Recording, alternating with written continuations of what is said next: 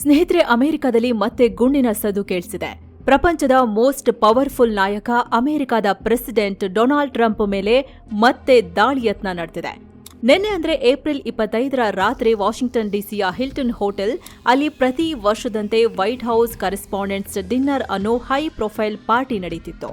ಘಟಾನುಘಟಿ ನಾಯಕರು ಗಣ್ಯರು ಸೇರಿದ ಆ ದೊಡ್ಡ ಹಾಲ್ನಲ್ಲಿ ಏಕಾಏಕಿ ಗುಂಡಿನ ಸದ್ದು ಪ್ರತಿಧ್ವನಿಸಿದೆ. ಒಂದೇ ಸೆಕೆಂಡ್ ಇಡೀ ಪಾರ್ಟಿ ರಣರಂಗವಾಗಿ ಬದಲಾಗಿದೆ. ಜನ ಪ್ರಾಣ ಉಳಿಸಿಕೊಳ್ಳೋಕೆ ನೆಲದ ಮೇಲೆ ಮಲಗಿದ್ದಾರೆ. ಆದ್ರೆ ದಾಳಿಕೋರನ ಬಂದೂಕಿಂದ ಗುಂಡು ಹಾರೋ ಮುನ್ನವೇ ಒಂದಿಡೀ ಸೈನ್ಯ ಅಲ್ಲಿ ಆಕ್ಟಿವ್ ಆಗಿದೆ. ಅವರೇ ಅಮೆರಿಕದ ಸೀಕ್ರೆಟ್ ಸರ್ವಿಸ್. ಕೇವಲ ಕೆಲವೇ ಸೆಕೆಂಡುಗಳ ಲೆಕ್ಕದಲ್ಲಿ ಕಪ್ಪು ಸೂಟ್ ಹಾಕಿದ್ದ ಆ ಭದ್ರತಾ ಅಧಿಕಾರಿಗಳು ತಮ್ಮ ಪ್ರಾಣದ ಹಂಗು ತೊರೆದು ಸ್ಟೇಜ್ ಮೇಲೆ ಹಾರಿ ಟ್ರಂಪ್ಗೆ ಮಾನವ ಗುರಾಣಿಯಾಗಿ ಕವರ್ ಕೊಟ್ಟು ದಾಳಿಕೋರ್ನನ್ನ ಅಲ್ಲೇ ಹೊಸಕಿ ಹಾಕಿದ್ದಾರೆ. ಇದು ಇವರಿಗೆ ಪ್ರತಿದಿನದ ಕೆಲಸ. ಈ ಏಜೆನ್ಸಿಗೆ ಇದೊಂದು ವರ್ಸ್ಟ್ ಕೇಸ್ ಸಿನಾರಿಯೋ. ಇವರು ಗೆದ್ರೆ ಅದು ಜಸ್ಟ್ ಬಿಸ್ನೆಸ್ ಆಸ್ ಯೂಶುವಲ್. ಆದ್ರೆ ಇವರು ಒಂದು ಸಣ್ಣ ತಪ್ಪು ಮಾಡಿದ್ರು ಇಡೀ ಅಮೆರಿಕದ ಪ್ರಜಾಪ್ರಭುತ್ವವೇ ಅಲುಗಾಡಿ ಹೋಗುತ್ತೆ. ಹಾಗಾದ್ರೆ ಯಾರು ಈ ಸೀಕ್ರೆಟ್ ಸರ್ವಿಸ್ ಏಜೆಂಟ್ಸ್? ಅಮೆರಿಕದ ಪ್ರೆಸಿಡೆಂಟ್ನ ಇವರು ಹೇಗೆ ರಕ್ಷಣೆ ಮಾಡ್ತಾರೆ? ಇವರ ಟ್ರೈನಿಂಗ್, ಇವರ ಹಿಂದಿರೋ ಟೆಕ್ನಾಲಜಿ ಅಂತದ್ದು. ಬನ್ನಿ, ಪ್ರೆಸಿಡೆಂಟ್ ಸುತ್ತ ಇರೋ ಆ ಉಕ್ಕಿನ ಕೋಟೆಯ ಇಂಚಿಂಚು ಮಾಹಿತಿ ನಿಮ್ಮ ಮುಂದಿರ್ತೀವಿ. ಕಡೆವರೆಗೂ ಮಿಸ್ ಮಾಡದೆ ನೋಡಿ. ಡಿನ್ನರ್ ಪಾರ್ಟಿಲಿ ಗುಂಡಿನ ಸದ್ದು, ಮತ್ತೆ ಪಾರಾದ ಡೊನಾಲ್ಡ್ ಟ್ರಂಪ್. ನಿನ್ನೆ ರಾತ್ರಿ ವಾಷಿಂಗ್ಟನ್ ಹಿಲ್ಟನ್ ಹೋಟೆಲ್ ಅಲ್ಲಿ ಸೇರಿದು ಬರೋಬ್ಬರಿ 2600 ಜನ. Donald Trump, Melania Trump, vice president JD wands, ಹೀಗೆ ಅಮೆರಿಕದ ಟಾಪ್ ಲೀಡರ್ಸ್, ಬಿಲಿಯನೇರ್ಸ್ ಎಲ್ಲರೂ ಅಲ್ಲಿದ್ರು. ಸರಿಯಾಗಿ ಅದೇ ಟೈಮ್ಗೆ ಕೋಲ್ ಥೋಮಸ್ ಅಲಿನ್ ಅನ್ನೋ ವ್ಯಕ್ತಿ ಭಾರೀ ಶಸ್ತ್ರಾಸ್ತ್ರಗಳನ್ನ ಬಚ್ಚಿಟ್ಕೊಂಡು ಮೇನ್ ಎಂಟ್ರೆನ್ಸ್ ಹತ್ರ ಬಂದಿದ್ದಾನೆ. ಸೆಕ್ಯೂರಿಟಿ ಚೆಕ್ ಪಾಯಿಂಟ್ ಬ್ರೇಕ್ ಮಾಡೋಕೆ ಟ್ರೈ ಮಾಡಿದಾಗ ಗುಂಡಿನ ಚಕಮಕಿ ಶುರುವಾಗಿದೆ. ಆದ್ರೆ ಸೀಕ್ರೆಟ್ ಸರ್ವಿಸ್ ಏಜೆಂಟ್ಗಳು ಒಂದು ಚೂರು ಪ್ಯಾನಿಕ್ ಆಗಲಿಲ್ಲ. ಅವರು ಕ್ಷಣಾರ್ಧದಲ್ಲಿ ಆಕ್ಷನ್ಗೆ ಇಳಿದಿದ್ದಾರೆ. ಒಳಗೆ ಪಾರ್ಟಿ ನಡೀತಿದ್ದ ಜಾಗದಲ್ಲಿ ಗುಂಡಿನ ಸದ್ದು ಕೇಳ್ತಿದ್ದ ಹಾಗೆ ಸ್ಪೆಷಲ್ ಟ್ಯಾಕ್ಟಿಕಲ್ ಟೀಮ್ ಅಂದ್ರೆ ಕಮಾಂಡೋಗಳು ಅಸಾಲ್ಟ್ ರೈಫಲ್ ಹಿಡಿದು ಸ್ಟೇಜ್ ಮೇಲೆ ಎಂಟ್ರಿ ಕೊಟ್ಟಿದ್ದಾರೆ. ಅಧ್ಯಕ್ಷರನ್ನ ಸುತ್ತುವರೆದು ಸೇಫ್ ಆಗಿ ಬ್ಯಾಕ್ ಸ್ಟೇಜ್ಗೆ ಕರ್ಕೊಂಡು ಹೋಗಿದ್ದಾರೆ. ಆ ಫೈರಿಂಗ್ ನಲ್ಲಿ ಸೀಕ್ರೆಟ್ ಸರ್ವಿಸ್ ನ ಒಬ್ಬ ಅಧಿಕಾರಿಗೆ ಗುಂಡು ತಾಗಿದೆ.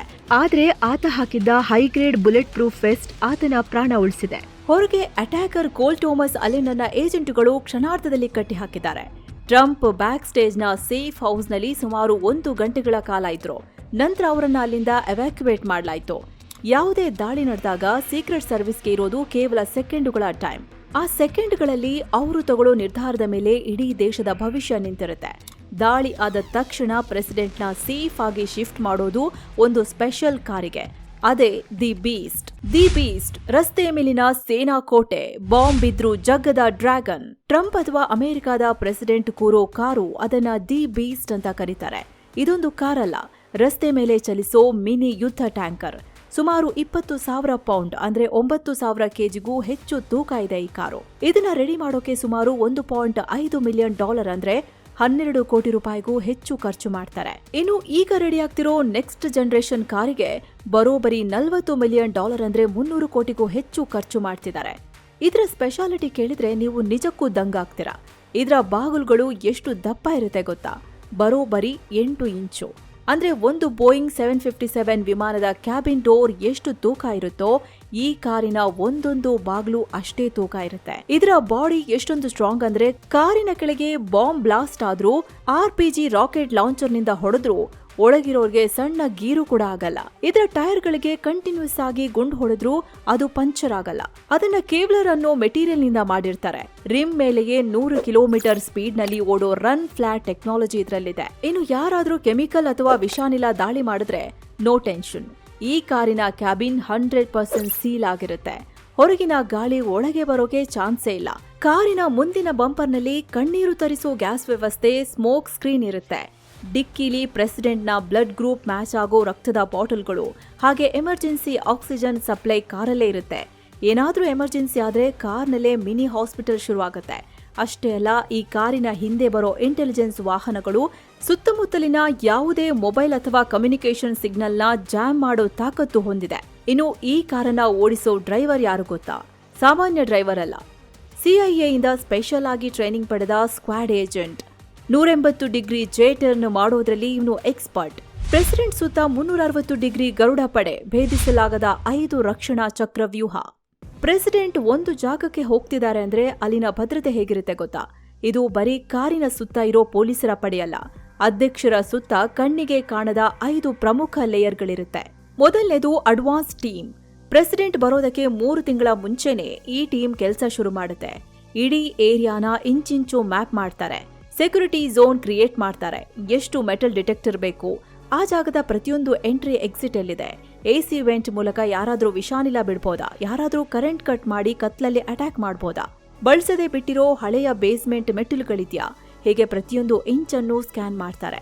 ಯಾವ ರಸ್ತೆ ಬ್ಲಾಕ್ ಮಾಡಬೇಕು, ಮೆಟಲ್ ಡಿಟೆಕ್ಟರ್ ಎಲ್ಲಿರ್ಬೇಕು ಅಂತ ಪ್ಲಾನ್ ಮಾಡ್ತಾರೆ. ಅಧ್ಯಕ್ಷರು ಓಡಾಡೋ ದಾರಿಯಲ್ಲಿರೋ ಮ್ಯಾನ್ ಹೋಲ್ಗಳನ್ನ ಕೂಡ ವೆಲ್ಡ್ ಮಾಡಿ ಲಾಕ್ ಮಾಡ್ತಾರೆ. ಲೋಕಲ್ ಪೊಲೀಸರ ಜೊತೆ ಸೇರಿ ಇಡೀ ಜಾಗನ ಕಂಟ್ರೋಲ್ಗೆ ತಗೊಳ್ತಾರೆ.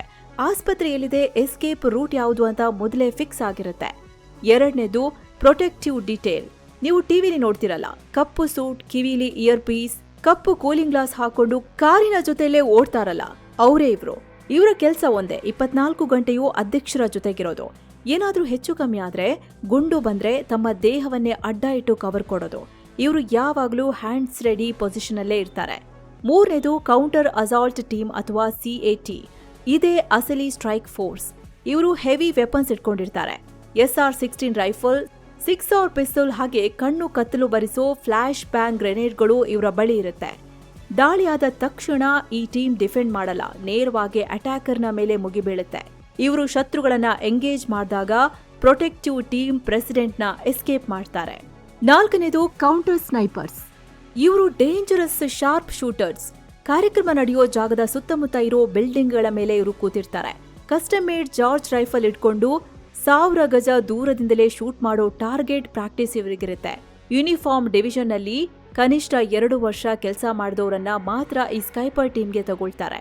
ಇವರ ಕಣ್ಣು ಯಾವಾಗ್ಲೂ ಟಾರ್ಗೆಟ್ ಮೇಲಿರುತ್ತೆ. ಐದನೇದು K9 ಯೂನಿಟ್ ಮತ್ತು ಪ್ಲೇನ್ ಕ್ಲೋತ್ಸ್ ಏಜೆಂಟ್. K9 ಅಂದ್ರೆ ಬೆಲ್ಜಿಯನ್ ಮಾಲಿನೋಯ್ಸ್ ತಳಿಯ ಸ್ಪೆಷಲ್ ಡಾಗ್ ಸ್ಕ್ವಾಡ್. ಇವು ಬಾಂಬ್ ಎಲ್ಲೇ ಇದ್ರೂ ಮೂಸಿ ನೋಡಿ ಎಕ್ಸ್ಪ್ಲೋಸಿವ್ಸ್ ಪತ್ತೆ ಮಾಡ್ತವೆ. ಜೊತೆಗೆ ಸಿವಿಲ್ ಡ್ರೆಸ್ ನಲ್ಲಿರೋ ಏಜೆಂಟ್ಗಳು ಜನಸಾಮಾನ್ಯರ ಮಧ್ಯೆ ಸೇರಿರ್ತಾರೆ. ಯಾರಾದ್ರೂ ವಿಚಿತ್ರವಾಗಿ ಆಡ್ತಿದಾರಾ, ಏನಾದ್ರೂ ಅನುಮಾನ ಇದೆಯಾ ಅಂತ ಕ್ರೌಡ್ನ ವಾಚ್ ಮಾಡ್ತಿರ್ತಾರೆ. ಜಾನ್ ಎಫ್ ಕೆನಡಿ ಸಾವು ಕಲಿಸಿದ ಪಾಠ, ಒಂದು ಗುಂಡು ಬದಲಾಯಿಸಿದ ಇತಿಹಾಸ. ಇಷ್ಟೆಲ್ಲ ಟೈಟ್ ಸೆಕ್ಯೂರಿಟಿ ಯಾವಾಗ್ಲೂ ಇತ್ತಾ? ಖಂಡಿತ ಇಲ್ಲ. 1963ರ ಮುಂಚೆ ಸೀಕ್ರೆಟ್ ಸರ್ವಿಸ್ ಇವತ್ತಿನಷ್ಟು ಬಲಿಷ್ಠವಾಗಿರ್ಲಿಲ್ಲ. ಇಡೀ ಅಮೆರಿಕಾದಲ್ಲಿ ಇದ್ದದ್ದು ಕೇವಲ 350 ಏಜೆಂಟ್ಸ್. ಅದರಲ್ಲಿ ಕೇವಲ 36 ಜನ ಮಾತ್ರ ವೈಟ್ ಹೌಸ್ಗೆ ನಿಯೋಜನೆಯಾಗಿದ್ರು. ಅಧ್ಯಕ್ಷರ ಭದ್ರತೆಗೆ ಕೇವಲ 6 ಜನರ ಒಂದು ಸಣ್ಣ ಟೀಮ್ ಇತ್ತು. ಪ್ರೆಸಿಡೆಂಟ್ ಜೊತೆ ಇರ್ತಿದ್ದುದು ಬರೀ 6 ಜನರ ಒಂದು ಸಣ್ಣ ತಂಡ. ಇಂಥ ಟೈಮಲ್ಲೇ 1963ರಲ್ಲಿ ಒಂದು ದುರ್ಘಟನೆ ನಡೆಯುತ್ತೆ. ಜಾನ್ ಎಫ್ ಕೆನಡಿ ಅವರಿಗೆ ಜನರ ಜೊತೆ ಬೆರೆಯೋದಂದ್ರೆ ತುಂಬಾ ಇಷ್ಟ. ಆ ದಿನ ಅವರು ಡಲ್ಲಾಸ್ನಲ್ಲಿ ಕನ್ವರ್ಟಿಬಲ್ ಕಾರ್ನಲ್ಲಿ ಅಂದ್ರೆ ಓಪನ್ ಟಾಪ್ ಕಾರ್ನಲ್ಲಿ ಹೋಗ್ತಿದ್ರು. ಸೀಕ್ರೆಟ್ ಸರ್ವಿಸ್ಗೆ ಇದು ಇಷ್ಟ ಇರಲಿಲ್ಲ, ಆದ್ರೆ ಪ್ರೆಸಿಡೆಂಟ್ ಆರ್ಡರ್ನ ಮೀರೋವಂತಿರಲಿಲ್ಲ. ಆ ಕಾರು ಗಂಟೆಗೆ ಕೇವಲ 11 ಮೈಲಿ ವೇಗದಲ್ಲಿ ಹೋಗ್ತಾ ಇತ್ತು. ಸುತ್ತಮುತ್ತಲಿದ್ದ ಯಾವ ಕಟ್ಟಡಗಳನ್ನೂ ಸರಿಯಾಗಿ ತಪಾಸಣೆ ಮಾಡಿರಲಿಲ್ಲ. ಏಕಾಏಕಿ ಮೊದಲ ಗುಂಡಿನ ಸದ್ದು ಕೇಳುತ್ತೆ. ಕೆನಡಿ ಅವರ ಭದ್ರತೆಗೆ ಇದ್ದ ಏಜೆಂಟ್ ಕ್ಲಿಂಟ್ ಹಿಲ್ ಪ್ರೆಸಿಡೆಂಟ್ ಕಾರ್ನತ್ತ ಓಡಿ ಬರ್ತಾನೆ. ಆದ್ರೆ ಅಷ್ಟರಲ್ಲಾಗಲೇ ಕಾಲ ಮಿಂಚಿ ಹೋಗಿತ್ತು. ಕೇವಲ 6 ಸೆಕೆಂಡ್ಗಳಲ್ಲಿ ಪ್ರೆಸಿಡೆಂಟ್ ಕೆನಡಿಯವರ ಪ್ರಾಣ ಪಕ್ಷಿ ಹಾರಿ ಹೋಗಿತ್ತು. ನಾನು ಇನ್ನೊಂದು ಸೆಕೆಂಡ್ ಬೇಗ ರಿಯಾಕ್ಟ್ ಮಾಡಿದ್ದಿದ್ರೆ ಕೆನಡಿ ಬದುಕಿರ್ತಿದ್ರು ಅಂತ ಏಜೆಂಟ್ ಕ್ಲಿಂಟ್ ಹಿಲ್ ಇವತ್ತಿಗೂ ಪಶ್ಚಾತ್ತಾಪ ಪಡ್ತಾರೆ. ಆ ಕರಾಳ ಘಟನೆ ಇಡೀ ಸೀಕ್ರೆಟ್ ಸರ್ವಿಸ್ನ DNA ಬದಲಾಯಿಸಿತು. ಓಪನ್ ಟಾಪ್ ಕಾರ್ಗಳು ಬ್ಯಾನ್ ಆದ್ವು, ಆರ್ಮರ್ಡ್ ಕಾರ್ಗಳು ಬಂದ್ವು, ಇಂಟೆಲಿಜೆನ್ಸ್ ರಿಪೋರ್ಟ್ಗಳನ್ನ ಸೀರಿಯಸ್ ಆಗಿ ತಗೊಳ್ಳೋಕೆ ಶುರು ಮಾಡಿದ್ರು. ಇನ್ನೊಂದು ಇಂಟ್ರೆಸ್ಟಿಂಗ್ ವಿಚಾರ ಅಂದ್ರೆ, ನಿನ್ನೆ ಟ್ರಂಪ್ ಮೇಲೆ ಅಟ್ಯಾಕ್ ಆದ ಅದೇ ವಾಷಿಂಗ್ಟನ್ ಹಿಲ್ಟನ್ ಹೋಟೆಲ್ನಲ್ಲೇ 1981ರ ಮಾರ್ಚ್ 30ರಂದು ಅಂದಿನ ಪ್ರೆಸಿಡೆಂಟ್ ರೊನಾಲ್ಡ್ ರೇಗನ್ ಮೇಲೂ ಅಟ್ಯಾಕ್ ಆಗಿತ್ತು. ಜಾನ್ ಹಿಂಕ್ಲಿ ಜೂನಿಯರ್ ಅನ್ನೋನು ಕೇವಲ 1.7 ಸೆಕೆಂಡ್ಗಳಲ್ಲಿ 6 ಗುಂಡು ಹಾರಿಸಿದ್ದ. ಆಗ secret service agent Tim McCarthy ಸ್ವಲ್ಪನೂ ಯೋಚನೆ ಮಾಡದೆ ರೇಗನ್ಗೆ ಅಡ್ಡ ನಿಂತು ತಾನೇ ಬುಲೆಟ್ ತಿಂದ. ಇನ್ನೊಬ್ಬ ಏಜೆಂಟ್ ಜೆರ್ರಿ ಪಾರ್ ರೇಗನ್ರನ್ನ ಕಾರಿನ ಒಳಗೆ ತಳ್ದ. ಈ ಘಟನೆ ಸೀಕ್ರೆಟ್ ಸರ್ವಿಸ್ನ ಡೆಡಿಕೇಶನ್ಗೆ ಅತಿ ದೊಡ್ಡ ಉದಾಹರಣೆ. ಸೀಕ್ರೆಟ್ ಸರ್ವಿಸ್ನಲ್ಲಿ ಹೊಸ ಟ್ರೈನಿಂಗ್ ಶುರುವಾಯಿತು. ಪ್ರೆಸಿಡೆಂಟ್ನ ಯಾವುದೇ ಕಾರಣಕ್ಕೂ ಒಂಟಿಯಾಗಿ ಬಿಡಬಾರ್ದು, ದಾಳಿ ಆದಾಗ ಅವರ ದೇಹವನ್ನ ಸಂಪೂರ್ಣವಾಗಿ ಶೀಲ್ಡ್ ಮಾಡಬೇಕು ಅನ್ನೋದು ಕಡ್ಡಾಯ ರೂಲ್ಸ್ ಆಯ್ತು. ಬದಲಾದ ಆಟ, ಸ್ನೈಪರ್ಗಳ ಜಾಗಕ್ಕೆ ಬಂತು ಡ್ರೋನ್.